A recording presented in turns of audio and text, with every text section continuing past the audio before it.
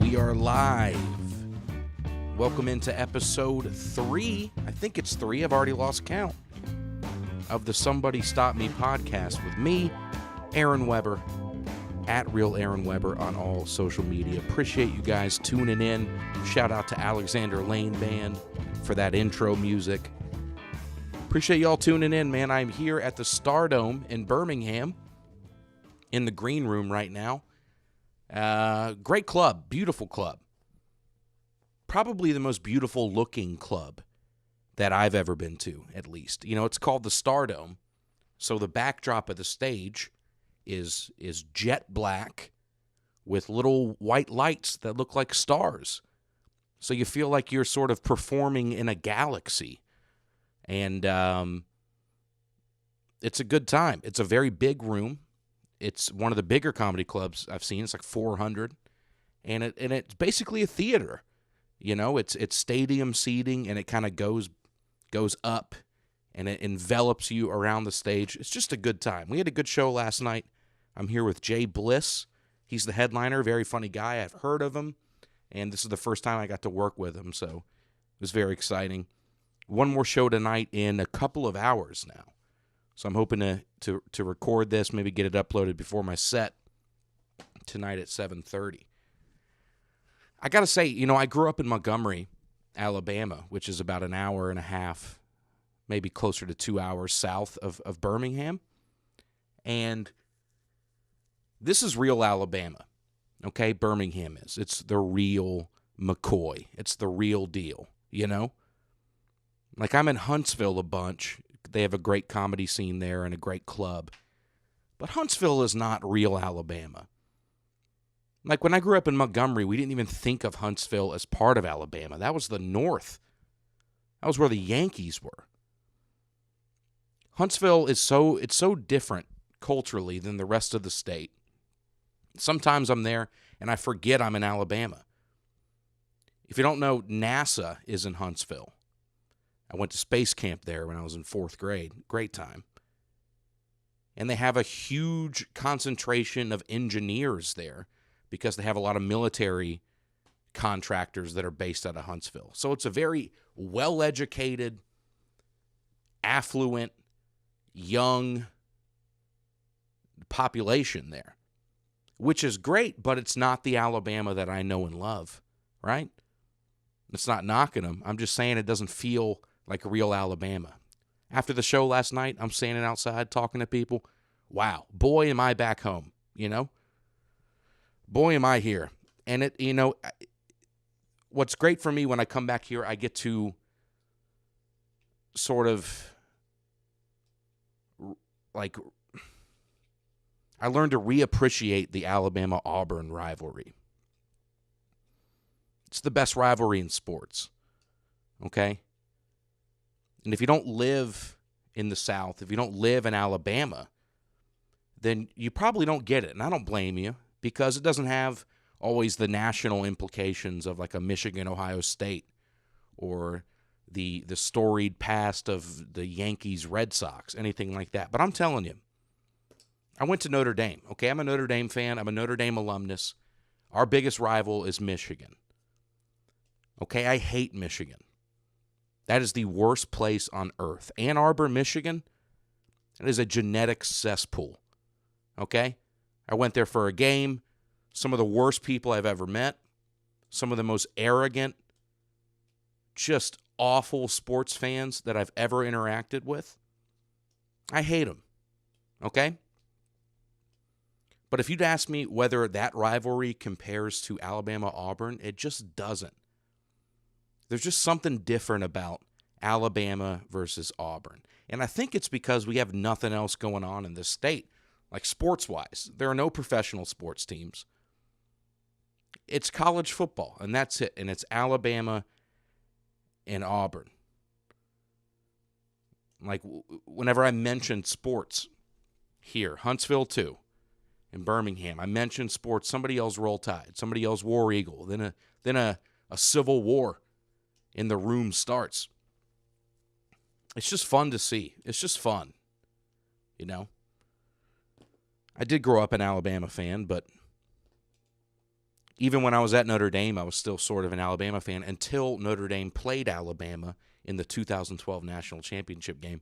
One of the worst games I've ever seen, and the beginning of one of the worst off seasons I've ever seen in college sports. But that's another story for another time. I want to get into something real quick. I've been obsessed with this one video for the last week. It's an old video. It's like 4 or 5 years old. And I remember seeing it when it came out, but it came up on like the sidebar of my YouTube. So I started watching it again. It's Matthew McConaughey at the 2014 Academy Awards accepting the award for Best Actor. Okay, and this speech kind of went viral. I remember people talking about it, making fun of it. Let me go ahead and play it for you real quick right here. Thank you. And to my hero, that's who I chase. Now, when I was 15 years old, I had a very important person in my life come to me and say, who's your hero? And I said, I don't know, I got to think about that. Give me a couple of weeks. I come back 2 weeks later. This person comes up and says, who's your hero? I said, I thought about it. You know who it is? I said, it's me in 10 years. So I turned 25 10 years later. That same person comes to me and goes, so are you a hero? And I was like, not even close. No. She said, why? I said, because my hero is me at 35. So you see, every day, every week, every month, and every year of my life, my hero's always 10 years away. I'm never going to be my hero. I'm not going to attain that. I know I'm not. And that's just fine with me because that keeps me with somebody to keep on chasing. Okay, his hero is him in 10 years. That's what he said. Can we agree? I love Matthew McConaughey, but can we agree if he were even an average-looking guy, we'd all be like, what is this moron talking about? What does that even mean? Why are you getting this abstract at an award show? Like, just say thank you and leave, you know? If I ever get nominated for an Academy Award, which I'll admit is a long shot, if I ever get nominated, I'm not going to show up. Isn't that the most baller move, to just not even show up? What if you win and you're not there? How cool is that? It reminds me of Joe Thomas, the offensive lineman who played for the Browns his whole career. He was the number 1 overall pick for the NFL draft, and he wasn't there. He was fishing with his family because he knew he was going to win number 1 overall. He knew he was going to be the number 1 pick. So he's like, why even show up? Why do this song and dance? Why do I need to put on a suit and parade around and act like I'm something that I'm not? That would be a baller move. But I will say Matthew McConaughey, because I'm such a fan, he caused me to kind of think inward, to self-reflect. What am I going to be doing in 10 years? Is me in 10 years, is that even a person worth chasing? Huh? In 10 years, I'll be 37. What am I going to be doing at 37? Well, after watching that clip and getting inspired, I wrote a letter. And this might be dumb. This might be a dumb thing.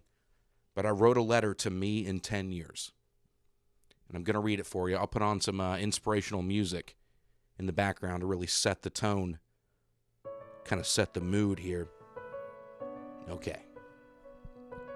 Dear Aaron, in 10 years. It's me. It's Aaron from 10 years ago. First of all, congratulations on making it to your late 30s. There are times where I don't think you're going to make it. But you did. Okay? You slugged it out. Are you taking care of yourself? Did you ever start using those running shoes that you bought like 13, 14 years ago? Did you ever try them on? What about that Planet Fitness membership that you got the day after Ralphie May died? Are you using it? If not, have you at least canceled it? Because I've been paying them every month for over a year now, and I've never stepped foot in the place. Speaking of which, what's the money situation? How's that looking? You got a comma in your bank account? Maybe a couple? If you have a couple, that's impressive. Assuming you paid every month, you should be getting pretty close to paying off those student loans. Because I'm making the payments right now, but I'll be honest, I'm starting to think that I've only been paying the interest, and I don't even know if I touched the principal yet, and I'm too afraid to look into it. Because if I find out I've only been paying the interest, then it's like, what have I been doing this whole time? I'm scared. Hopefully sometime in the last 10 years, you've figured all that out, right? Are you still doing comedy, Aaron? How's that going? Like, how much time do you have? Have you written a new closer? Do you have a joke you end on, a new one? Have you written at least like 20 new minutes? That's all I want. Actually, to be honest, if you're doing any of the jokes that I'm doing right now, I'm going to be very upset with you. What have you been doing? You've been sitting around recording podcasts all day? Why don't you write some jokes? Okay? You're 37. Get it together. How are your relationships? How are those going? Things good with Lucy? You know? How often do you call your parents? You still close with them? Do you call your brothers and your sisters? Or your one sister? You only have one. If you have another sister by now, something weird happened in the next 10 years. You going to church every Sunday? Did you register to vote? Huh? Did you figure out how to register to vote? Anyway, I'll let you go. I just wanted to check in, see how things were. Keep your head up, Aaron, in 10 years. You're my hero. Love, Aaron, 10 years ago.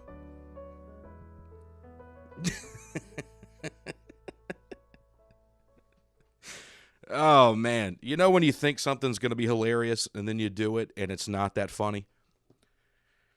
That's what happened there. Maybe it'll be funnier when I add some music. We'll see. We'll have to figure that out in post-production. You know? Jeez Louise. I was very excited to do that. You realize about halfway through it's not panning out. But anyway, I got some fun shows coming up. Tomorrow night, I'm going to be in Covington, Tennessee, just outside of Memphis, at the First Baptist Church. Very nice guy, Cliff, saw me open for John Christ in Memphis a few months ago, invited me to come out and headline a couples date night. So I'll be doing that tomorrow. Then I've got a few days off. I'm doing Wine Mom Wednesday at Zany's in Nashville, hosted by Chloe Stillwell, local comedian here in Nashville. And then I'm going on the road with Henry Cho again. I'm going to be in Panama City, Florida, then Noonan, Georgia, and then Walhalla, South Carolina. Those are all new cities. And I'm sure I might have been to Panama City before, but I can't remember it. So that'll be a fun weekend to get to go to some new cities. This is going to be a short podcast, by the way. I think we're wrapping it up. I'm feeling it.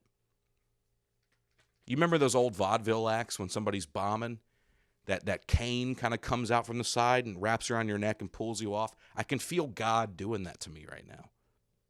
I can feel God trying to play me off, like they should have done to Matthew McConaughey at the Oscars.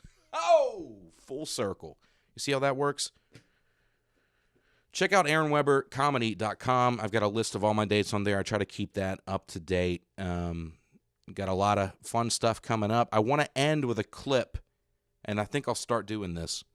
This is a clip from a buddy of mine, and I've seen him do the bit a few times, but I found a video of it on YouTube that's great.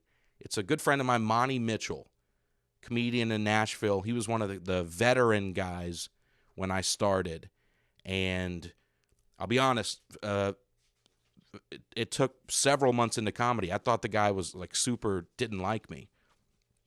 So it was always a weird relationship. Like I'd always try to talk to him because I just kind of revered him. It's a guy a little bit older than me who would just murder at every show I saw him at.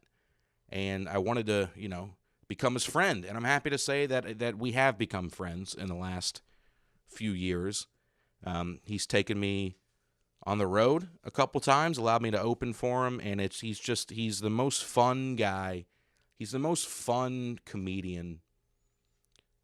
Like, it's just a good time watching him perform. When he's on, he's as good as anybody. I really believe that. So this is a clip called I'm an Adult from Monty Mitchell, the king of the Cumberland Plateau. I'll go ahead and play that. Thank you guys for tuning in. This is a short one. I'm sorry it took a couple weeks. I know nobody cares, but I want to be more consistent about putting this out once a week, and I will get better about that. Okay? All right. Here's Monty Mitchell. Hey, and have a pleasant day. Huh? think I'd forget, but I didn't. Have a pleasant day.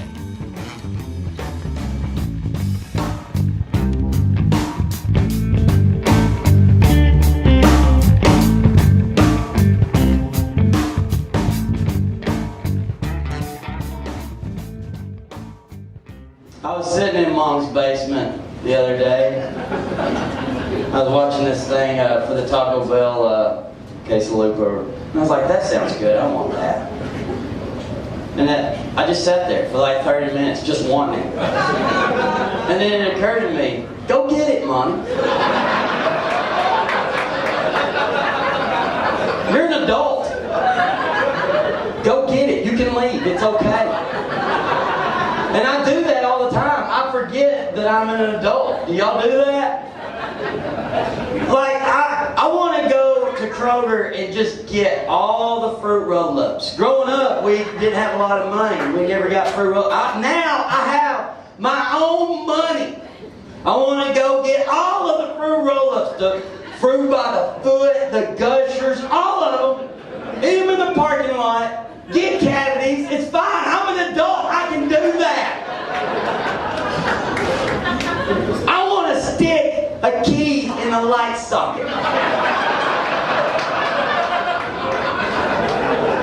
I'm an adult, I can do that. Who's going to stop me? You, I'll grab your hand as I'm doing it.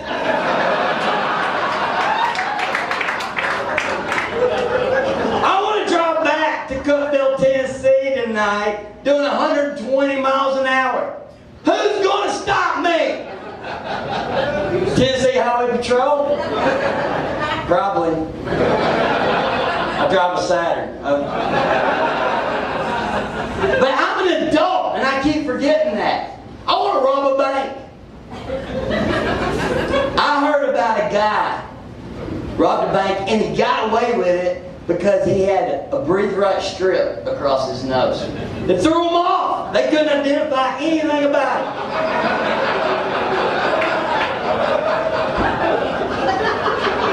Now, I don't have access to breathe right strips, but I do have a lot of tampons in the house.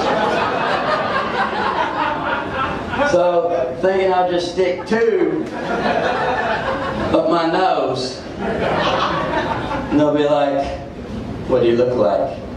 He had tampons